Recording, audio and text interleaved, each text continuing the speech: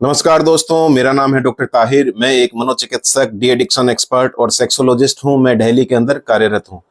दोस्तों, आज हम बात करेंगे एक इम्पोर्टेंट मेल सेक्स डिसऑर्डर के बारे में, जिसे हम नपुंसकता, नामर्दी, इरेक्टाइल डिसफंक्शन या इरेक्टाइल डिसऑर्डर बोलते हैं।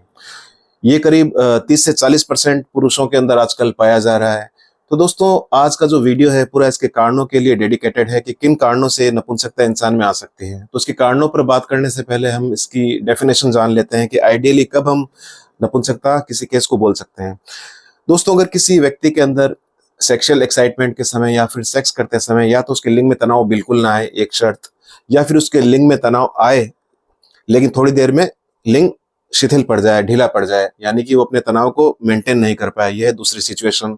और तीसरी सिचुएशन क्या है कि उसके पेनिस में तनाव आए लेकिन इतना इनफ सफिशिएंट हार्ड स्ट्रॉन्ग नहीं हो कि वो सक्सेसफुली इंटरकोर्स कर सके या फिर ढंग से पेनिट्रेट कर सके, स्ट्रोक लगा सके। तो इन तीनों सिचुएशन के अंदर अगर कोई एक सिचुएशन करीब लगातार 6 महीने तक हो और इस 6 महीने के अंदर आपने मान लीजिए 100 बार सेक्स किया, तो 100 में से करीब 75 टाइम्स, 75 बार आपके साथ ऐसा हुआ हो कि लिंग ढीला पड़ गया हो, लिंग में तनाव रह नहीं पाया हो या लिंग इरेक्ट नहीं हुआ हो, तब हम इसे बोलते हैं नपुंसकता।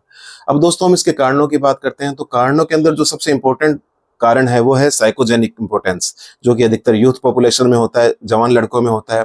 इसके अंदर क्या होता है कि मान लीजिए किसी स्ट्रेस के चलते, घबराहट, बेचैनी के चलते, एक्सपीरियंस की कमी के चलते, फोबिया, डर के चलते कोई इंसान फर्स्ट टाइम अगर सेक्स नहीं कर पाया, उसको लगता है कर पाऊंगा नहीं कर पाऊंगा, ढंग से पेनिस खड़ा होगा नहीं होगा, काफी देर तक टिक पाऊंगा नहीं टिक पाऊंगा, इस टेंशन के अंदर अगर वो रहकर सेक्स करता है तो उसके पेनिस के अंदर इरेक्शन जो है चला जाता है। तो इसे हम बोलते हैं साइकोजेनिक इंपोर्टेंस। इसका एक बहुत अच्छा एग्जाम्पल है परफॉर्मेंस एंजाइटी।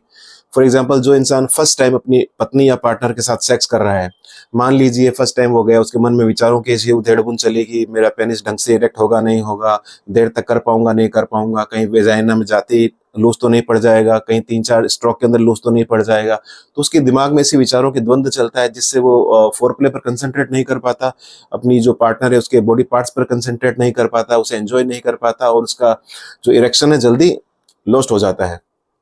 तो यही इंसान जब सेकंड टाइम सेक्स के लिए आता है तो उसके अंदर लास्ट टाइम की मेमोरी होती है कि लास्ट टाइम ऐसा हुआ था, पेनिस ढंग से इरेक्ट नहीं हुआ था, कुछ स्ट्रोक लगा पाया था, जल्दी वीर्य निकल गया था। तो वापिस उसके दिमाग के अंदर वो चेन ऑफ थॉट्स शुरू हो जाती है, तो जिसके चलते वो सेक्स को एंजॉय नहीं कर पाता और वापिस उसका पेनिस एकदम शिथिल पड़ जाता है। तो दोस्तों, जब जब वो सेक्स करने जाता है उसके मन में परफॉर्मेंस एंजाइटी आती है, वो आइडियली सेक्स नहीं कर पाता, जबकि उसके सारे मेडिकल टेस्ट नॉर्मल होते हैं, उसे कोई मेडिकल इलनेस नहीं होती, उसके अंदर कोई ड्रग अब्यूज की हिस्ट्री नहीं होती, उसके बावजूद वो सेक्स नहीं कर पाता। तो इसे हम बोलते हैं साइकोजेनिक इंपोर्टेंस। अब दोस्तों, दूसरा कॉज है वेस्कुलर कॉज। इसके अंदर आता है जैसे कोई इंसान है, उसके अंदर लंबे समय से डायबिटीज की बीमारी चल रही है या कार्डियक डिसऑर्डर चल रहा है, हाइपरटेंशन की बीमारी चल रही है। तो इन लोगों में क्या होता है, पेनिस की जो धमनियां होती हैं, आर्टरीज और आर्टेरियल, जो कि ब्लड को लेकर आती है, वो संकड़ी हो जाती है। वो ब्लड का प्रॉपर फ्लो पेनिस के अंदर नहीं आ पाता, जिससे पेनिस इरेक्ट नहीं हो पाता। तो दोस्तों, पेनिस का इरेक्ट होना पूरा पूरा ब्लड फ्लो पर डिपेंड करता है। जितना अच्छे से आराम से ब्लड पेनिस के अंदर आएगा, रुकेगा, उतना ही पेनिस अच्छे से इरेक्ट होगा। लेकिन ये जो डायबिटिक और हाइपरटेंसिव पेशेंट होते हैं, इनके अंदर ब्लड पेनिस में अच्छे से आ नहीं पाता, क्योंकि उनकी खून की जो नलियां हैं संकड़ी हो जाती है। अब तीसरा कॉज है न्यूरोलॉजिकल कॉज। जैसे मान लीजिए कोई इंसान है, उसके अंदर स्ट्रोक हुआ है या फिर कोई स्पाइनल कॉर्ड की इंजरी हुई है, एक्सीडेंट हुआ है, या फिर उसके अंदर लंबे समय से डायबिटीज है, जिसके कारण डायबिटिक न्यूरोपैथी हो चुकी है। तो इन कारणों से क्या है, पेनिस की जो नसें होती है, नर्व्स, वो डैमेज हो जाती हैं, जो कि पेनिस के अंदर पेनिस को खड़ा करने का सिग्नल ब्रेन से लेकर आती है। तो वो नर्व के डैमेज होने की वजह से भी इरेक्टाइल डिसफंक्शन हो सकता है। अब इसके बाद दोस्तों, एक हार्मोनल कॉज भी होता है। जैसे मान लीजिए किसी इंसान की उम्र 40 से पार हो गई है, तो 40 के बाद धीरे धीरे जो मेल सेक्स हार्मोन टेस्टोस्टेरोन है, उसका लेवल धीरे धीरे कम होने लगता है। तो मान लीजिए बढ़ती एज के चलते, किसी बीमारी के चलते, डाइटरी डेफिशिएंसी के चलते, स्ट्रेस के चलते आपका टेस्टोस्टेरोन कम हो गया है, तो उस वजह से भी नपुंसकता आ सकती है। और एक हार्मोन होता है प्रोलैक्टिन। तो सीरम प्रोलैक्टिन लेवल अगर ब्लड में हमारा ज्यादा हो जाता है तो उसकी वजह से भी नपुंसकता आ सकती है, जो कि कई जो साइकोटिक केसेस होते हैं जिनके अंदर रिस्पेरिडोन ड्रग चल रही होती है, उनके अंदर प्रोलैक्टिन का लेवल काफी ज्यादा पाया जाता है, तो उनके अंदर भी नपुंसकता पाई जा सकती है। इसके अलावा जो एंटी डिप्रेशन ड्रग्स ले रहे होते हैं पेशेंट, जैसे कि SSRI यानी selective serotonin reuptake inhibitor class के ड्रग ले रहे होते हैं, उनके अंदर भी एज ए साइड इफेक्ट नपुंसकता पैदा हो सकती है।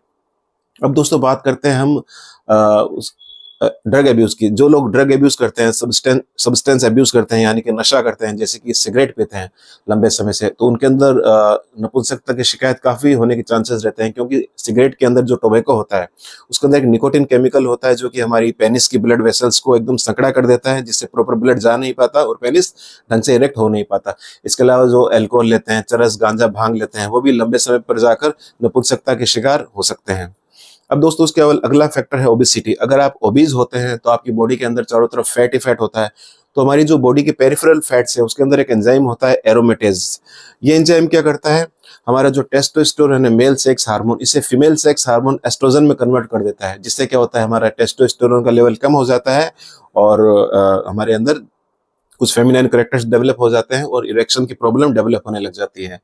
अब दोस्तों इसके अलावा एक पॉइंट होता है डाइटरी हैबिट्स। कई बार कुछ लोग सोया प्रोडक्ट्स को कुछ ज्यादा यूज करते हैं, तो सोया प्रोडक्ट्स जो होते हैं उनके अंदर कुछ फाइटो एस्ट्रोजन नामक सब्सटेंस होते हैं जो कि फीमेल सेक्स हार्मोन एस्ट्रोजन को मिमिक करते हैं, उनका फंक्शन उसके जैसा होता है। तो अगर आप जरूरत से ज्यादा सोया प्रोडक्ट्स यूज कर रहे हैं तो आपके अंदर टेस्टोस्टेरोन की कमी हो जाती है और एस्ट्रोजन का बढ़ावा मिल जाता है, तो इस कारण से भी नपुंसकता पैदा हो सकती है।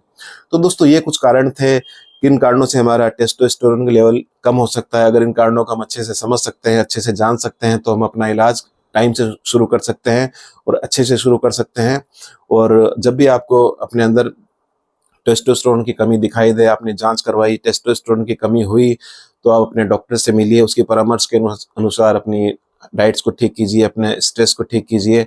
और क्योंकि दोस्तों स्ट्रेस भी एक बड़ा इंपॉर्टेंट फैक्टर है। अगर किसी इंसान के अंदर स्ट्रेस है तो स्ट्रेस से क्या होता है कि सीरम जो कोर्टिसोल लेवल है, जिसे हम स्ट्रेस हार्मोन बोलते हैं, कोर्टिसोल लेवल बहुत ज्यादा बढ़ जाता है। तो ये जो बढ़ा हुआ कोर्टिसोल लेवल है ये टेस्टोस्टेरोन को नीचा कर देता है। तो ये हार्मोन कोर्टिसोल और हार्मोन टेस्टोस्टेरोन एक दूसरे के अपोजिट काम करते हैं।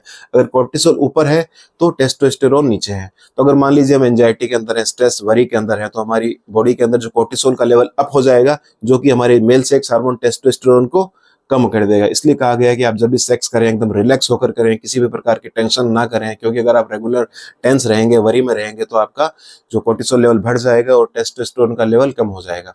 तो दोस्तों ये कुछ कारण थे कि किस प्रकार से हमारा टेस्टोस्टेरोन लेवल कम हो सकता है।